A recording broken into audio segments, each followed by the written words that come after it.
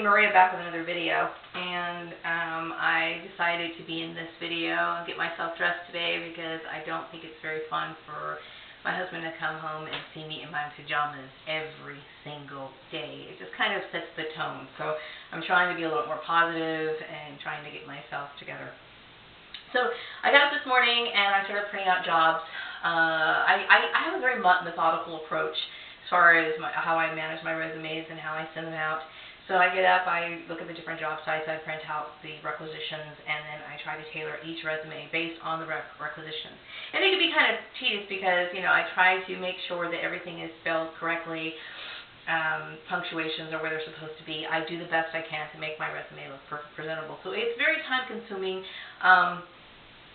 because I'm trying to be very, very careful. You know, I want to make sure that this job search goes well. So I have contacted some people, and I will continue to do that. I haven't really made any phone calls today, only because I've been spending so much time actually printing out resumes and job requisitions, and I am kind of losing steam. I mean, I run out of energy sometimes because it can be very overwhelming.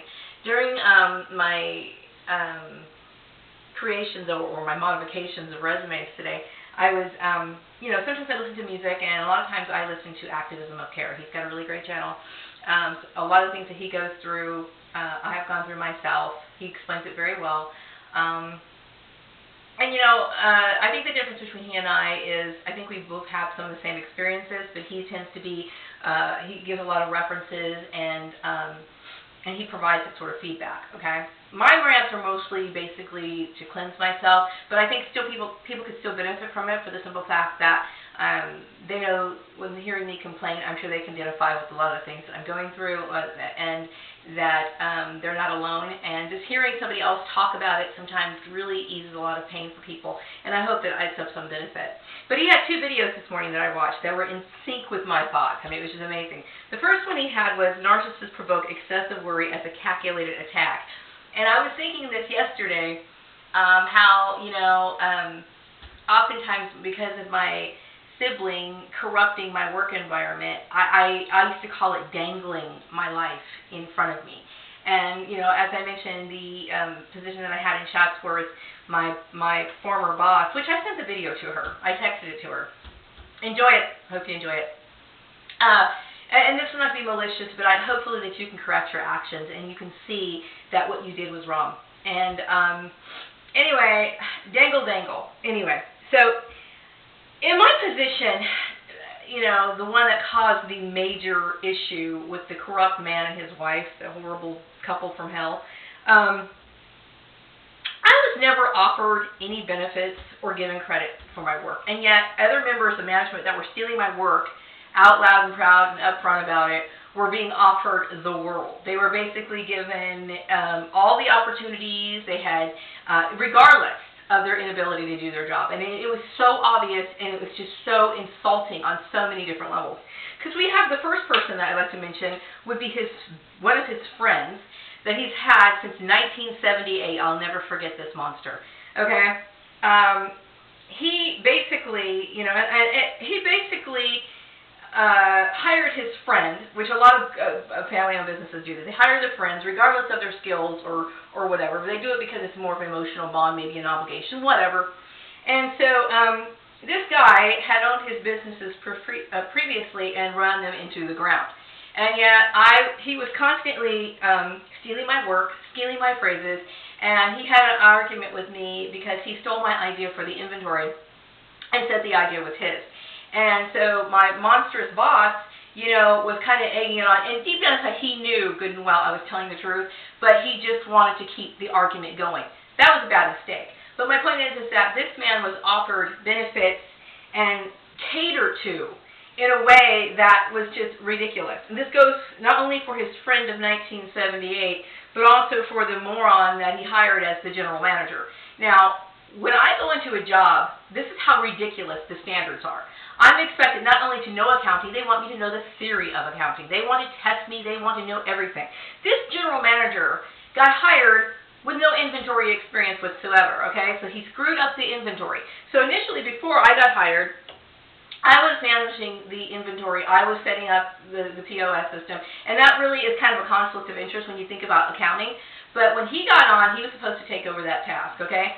So he came in with hardly any experience. This is how I'm trying to demonstrate how unfair this is. Now, this man had no experience, and yet the moron, boss of mine, decides to give this man the opportunity to get proper training on the inventory, and he screws it up anyway. Meanwhile, while he's continuing, and he blatantly refused to initiate any of the processes that we were trained on when we went to this particular seminar, even though the owner paid thousands of dollars for the training. Okay? Fail, fail, fail, fail. However, no matter how much he failed, he wanted to make sure that this general manager had a nice retirement package. So he was looking into all these different benefits he could offer this man, and I was never given squat. Okay? This is the sort of stuff I put up with. Okay? So, now, also the general manager was dating his subordinate. Now, I'm not judging it, okay, because, you know, some people fall in love, okay? Mind you, I met my husband at my workplace, but I was not in a position of management. And I typically, you know, I personally don't think it's a good idea, but sometimes you can't help falling in love, okay? You can't do that, okay? But at the same time, I don't think people should mix business and pleasure, and some companies have policies against that.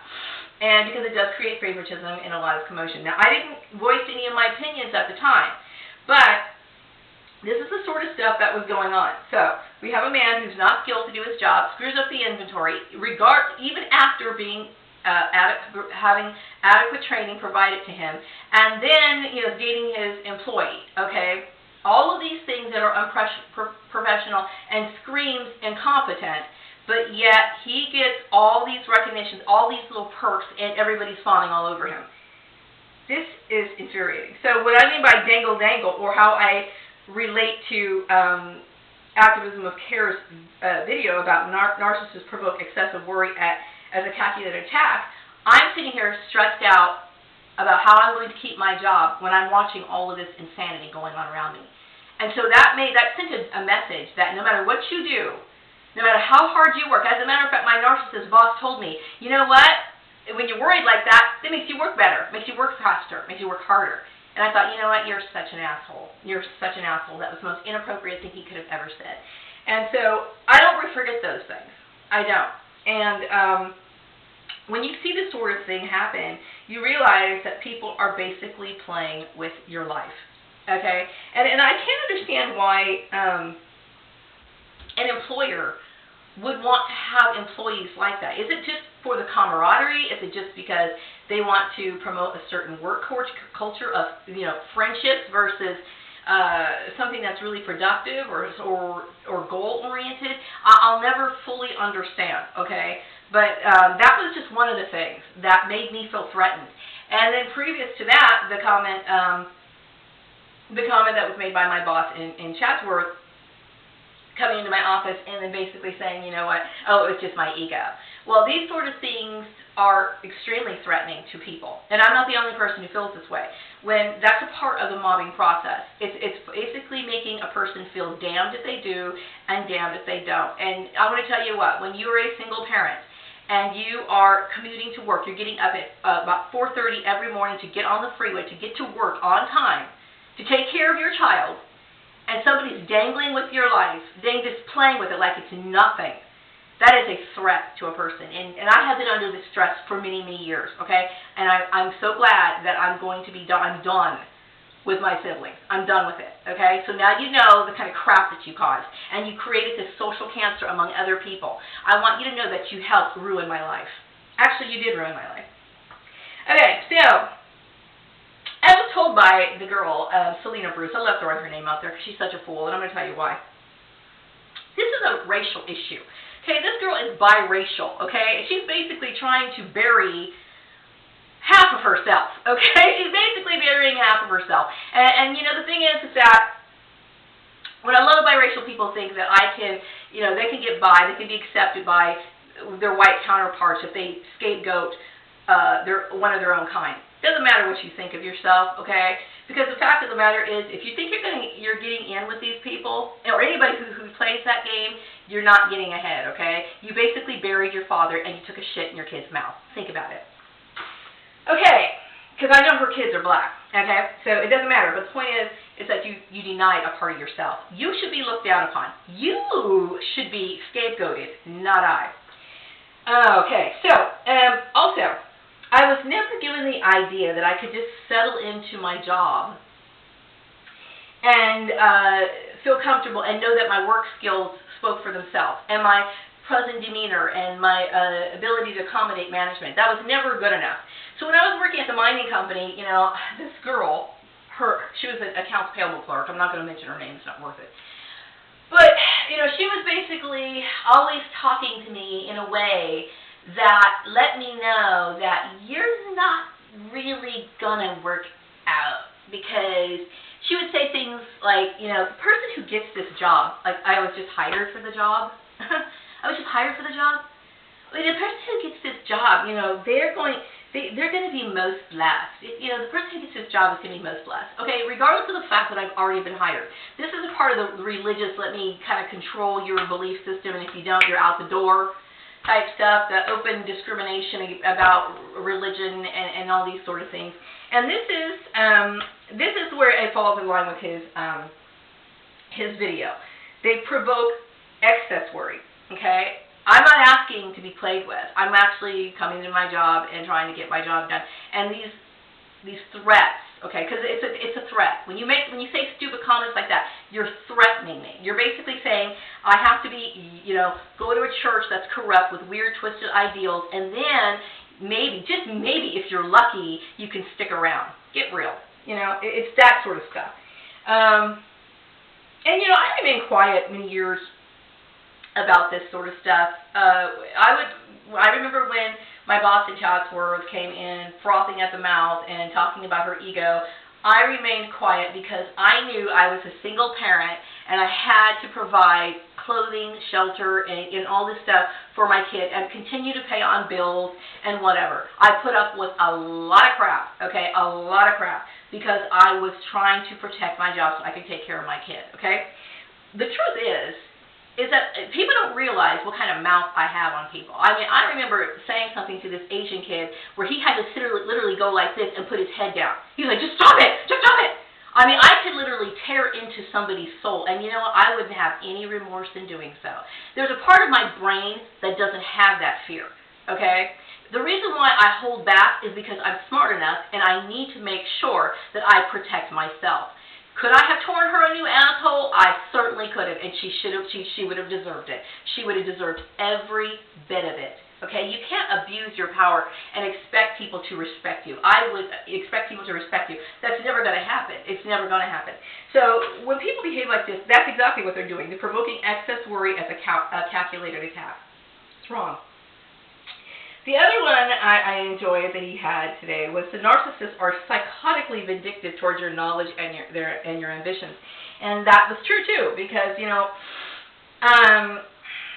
the very fact that I was a very religious kid when I was younger was resented heavily by my siblings. And they never realized that there was an importance in my mind, to get it right.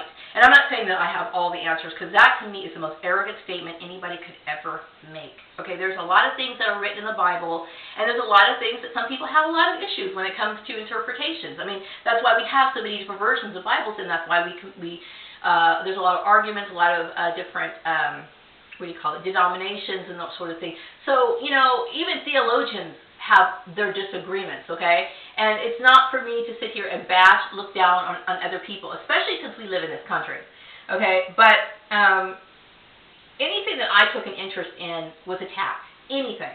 Whether that be my interest in religion, the kind of movies I liked, music I liked, anything that I liked had to be criticized. And I was having a conversation with my brother, I think it was almost a year ago, and, you know, I was talking about my work situation, and he was,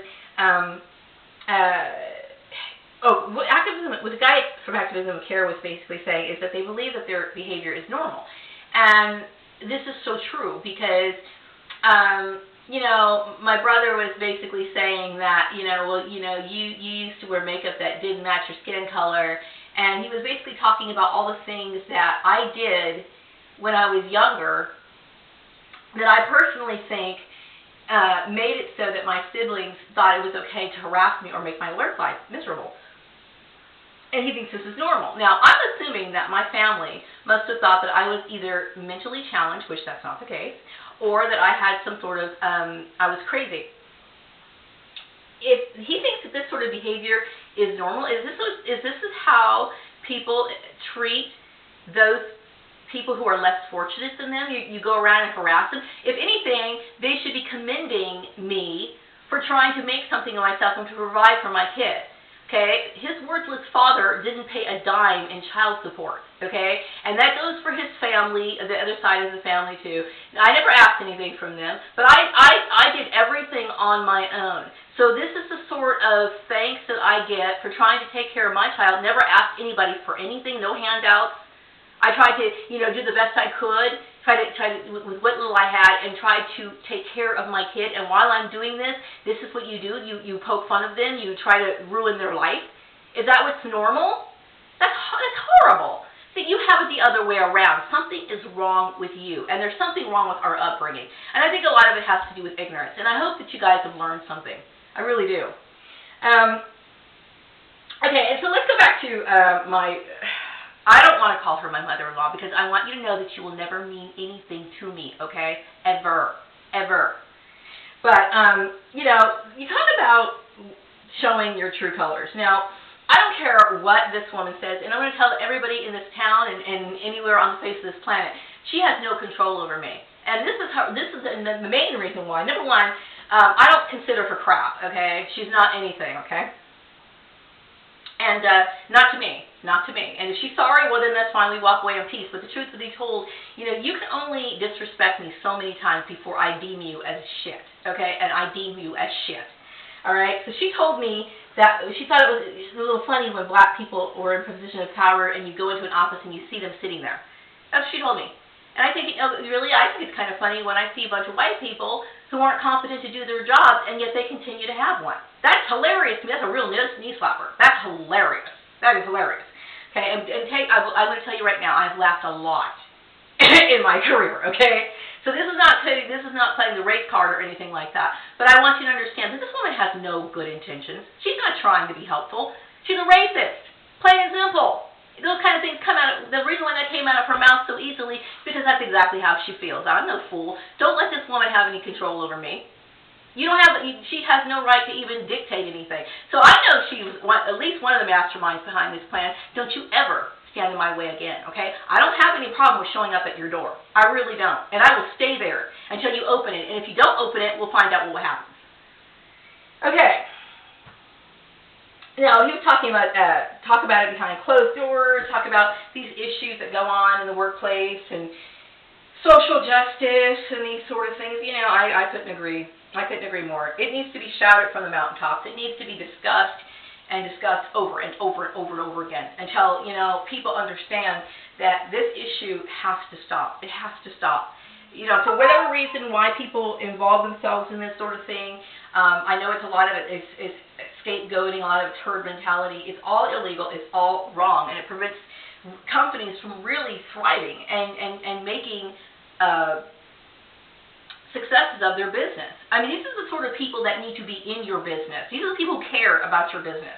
And hopefully this town and other places who watch my videos and people who watch his videos and all these other people who are putting out videos, I'm hoping that awareness, people will become aware and people will change. Because, I don't care if I make 6 figures or whatever, My point is, even if I find myself in an established situation where all of this is behind me, I am never going to forget about being a targeted individual. I will never forget it, and I will always try to inform people. Now, I will not talk about my personal situation, like at work. I will never bring this up at my workplace. I will never bring it up. I will never talk about, thrash previous employers or anything. It's a part of the work ethic, okay? Now, if people want to know anything about it, you can come to my YouTube channel, okay? But I'm not going to talk about it at work because it doesn't promote peace, and I don't need to talk about it. It doesn't need to be discussed, okay? I think everybody pretty much knows what happened to me. And so there's no point in pretending about it, but we still have to keep a certain level of professionalism. As far as accusations are concerned, I mean, there's so many accusations directed towards me. I've had people accuse me of playing the race card when I was basically called the N-word at multiple workplaces since that little issue happened with that narcissist boss of mine. Never once said a word. So you tell me who's playing the race card. And then talking about me being anti-Christian. Okay, I have read the Bible. I have the Bible. I quote the Bible. Okay, and you know what? I'm not anti-Christian. And the people who are claiming me as being anti-Christian aren't Christian themselves. Okay, because they have no idea about their own religion. And as far as my last name is concerned, I mean, like I said, talk about grasping for straws. That is so ridiculous, and it's nobody's business, okay? I am a married woman, and that is, okay, of course, my family hasn't annulled my marriage, and I don't think that they have now. At first, I had my suspicions, but I don't think that anymore. And even if they did, I'm staying with this man. This man has treated me wonderfully. And maybe he doesn't make a lot of money. Maybe he's not the richest person in the world. But I'll tell you what, he has treated me better than anyone has ever treated me in my entire life. That is the truth. Okay, including my so-called piece of shit family. Okay, think about it. Okay, so, and he was talking about that the person in the family dynamic or in any situation who has the most to say is usually shunned and ignored. This has been the case throughout history, okay? And I have tried to find my own people, my own little tribe of people.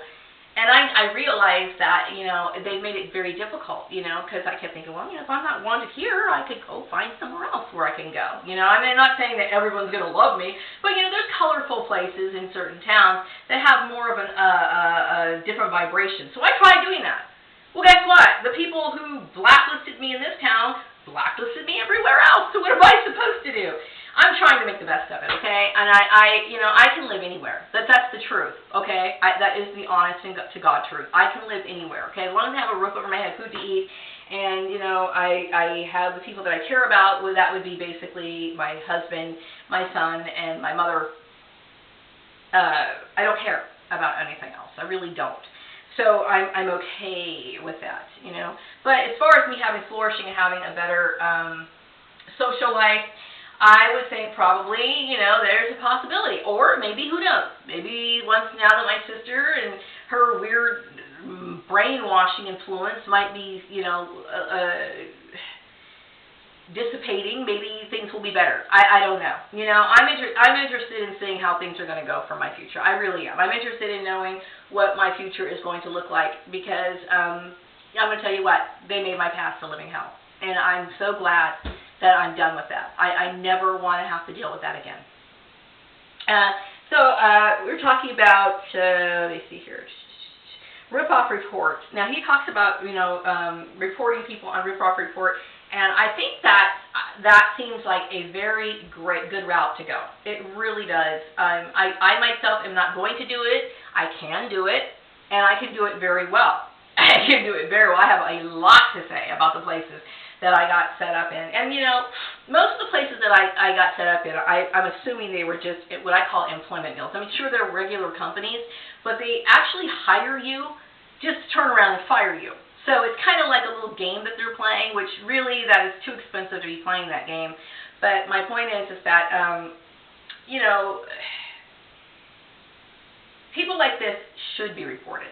Okay, I'm trying to get over this, but they should be reported because if like my dad used to read Consumer Reports, right? Like anytime he bought an electronic or something that he felt was going to benefit the family or he was going to put into use for a long period of time, he would read the product and he would see, how sturdy it was, how it was the life expectancy of this, and the quality of the product.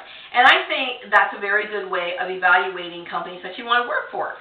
Because if it's going to be a nightmare and you have a boss that's known to be a narcissist, or you fear having to be forced to work into a work environment that's going to literally make you sick, you need to know about these things. And I think that's a very good idea. It's a very good idea. And also, I think it would be a great benefit for a lot of targeted individuals because so many of us have been silenced, and it's a way of expressing our voice. So this is just a thought. I'm just releasing some of my feelings about what's been going on in my life. This is like, I guess, vlogging. It's kind of like my daily journal and a record of my journey through being a targeted individual. And I'm so very glad. I'm hoping that this is the end of the collective. The collective has a responsibility to me to fix everything that they did, reverse it. So when I walk out the door and I greet people, I want to make sure that people are treating me good. I don't want any more signs of this nonsense. So I need you to work. And you know what? I need you to work hard to fix it because my time is running out. I need to hurry it up. And this is not me being aggressive or disrespectful. I have every right to express my feelings the way that I am, okay? You put my life in jeopardy, please remember that. And then also, since you guys reflect my siblings' aggression that caused me so much nightmares and so many pain, we have to part civilly, okay? So do your end, verify my references, be respectful, let's keep this mindful so we can move on, keep the wheels of production, all the agencies that I've contacted, let's keep the wheels of production moving, let's be peaceful about all this, and let's move on from it, okay? But do I want to be your buddy friend? Heck no, no way, never, okay? Because it's too much of a reminder. It's like living the trauma all over again. Don't expect you to understand it. If you want more information, check out post-traumatic stress disorder. I'm done. Done. Take care. Bye-bye.